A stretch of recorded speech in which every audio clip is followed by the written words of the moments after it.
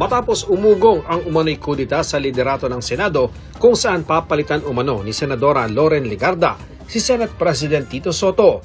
Dalawa ang nakikita ni Soto na dahilan kung bakit nagkaroon ng banta sa kanyang Senate presidency. Una, ang pagtanggal kay Senadora Amy Marcos bilang pinuno ng Senate Committee on Foreign Relations. Ang trigger dito is the removal of Senator Amy Marcos from the Committee on Foreign Relations. Isa yun.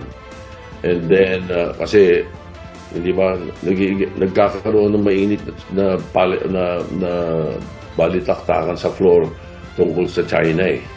At saka sa mga opisyalis natin na nakikipagpalitan ng guards sa China eh.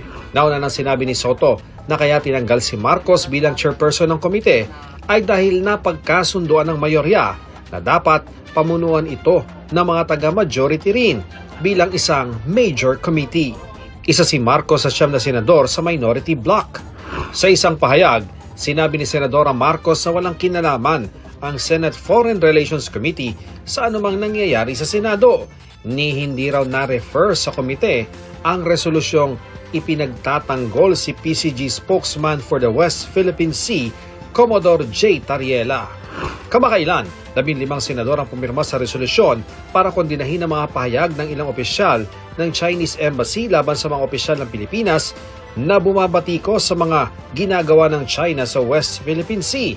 Hindi kasama sa pumirma si Senadora Marcos. Sa halip, naghain siya ng resolusyon na nananawagan sa mga government official na huwag magpadalos-dalos sa mga pahayag tungkol sa foreign affairs. Si Senador Erwin Tulfo ang bagong chairman ng Committee on Foreign Relations. Ang inialok na komite kay Marcos, ang Committee on Constitutional Amendments, kapalit ni Senador Kiko Pangilinan. Pero tinanggihan daw ito ni Marcos. Ang ikalawang dahilan na nakikita ni Soto para sa umugong na kudita ay ang lumabas na draft report ng Senate Blue Ribbon Committee na nagrekomend ng kasuhan sina Minority Senators Chis Escudero, Chingo Estrada at Joel Villanueva kaugnay sa flood control scandal. Nasindak tuloy yung iba doon na akala accurate na yun. Siguro that's the other reason. Maliwanag yun. Maliwanag yung sinabing walang problema sa akin. Ang nabanggit is bakit ganun ang trato nung report, Blue Ribbon report na hindi pa nga naman hindi pa naman final o hindi pa official. Kaya sinabi ko lang, hindi, unofficial yun. At saka wala pa yun.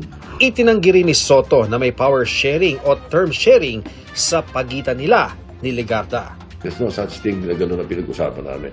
Ang pinag-usapan namin was a plan, an idea. It was an idea na bakit nga hindi gawin nating First Lady Senate President si Loren.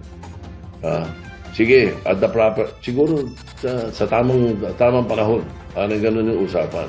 Sabi ko naman, no problem with me.